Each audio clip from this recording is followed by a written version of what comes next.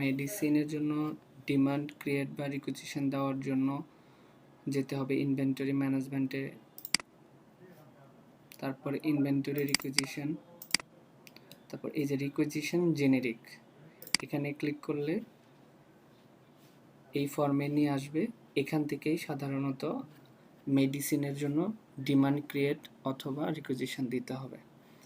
এখানে এসে আপনাদের নিউ বাটন ক্লিক করতে হবে।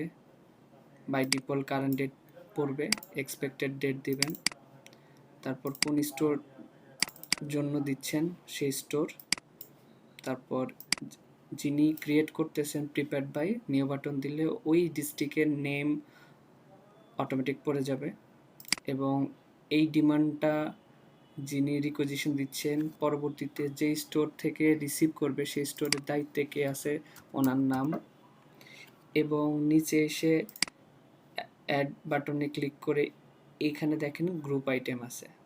এই গ্রুপ আইটেমে ক্লিক করে আপনাদের যে মেডিসিনের যে গ্রুপ আছে অ্যানথেলমেন্টিক্স হলে এই গ্রুপ নামটা সিলেক্ট করবেন।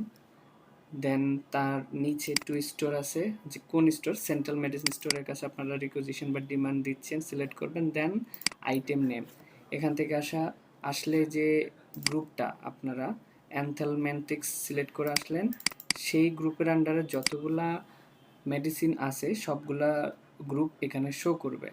তখন থেকে আপনারা এখান থেকে সেই গ্রুপগুলা সিলেক্ট করে নেবেন। সিলেক্ট করে এখানে কনফার্ম দিলে অটোমেটিক্যালি সেই গ্রুপের আন্ডারে আইটেম এবং গ্রুপ নেমটা পড়ে যাবে। দেন এখান থেকে এসে আপনারা আপনাদের রিকুইজিশনের অ্যামাউন্টগুলা আপনারা বসাবেন।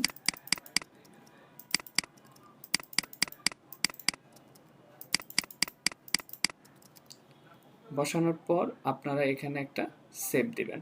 সেভ দেওয়ার পর অটোমেটিক্যালি একটা রিকুইজিশন নাম্বার ক্রিয়েট হবে। সেভ দেওয়ার পর অটোমেটিক্যালি এইরকম একটা রিকুইজিশন নাম্বার পড়ে যাবে আর এখানে স্ট্যাটাস শো ওয়েটিং থাকবে।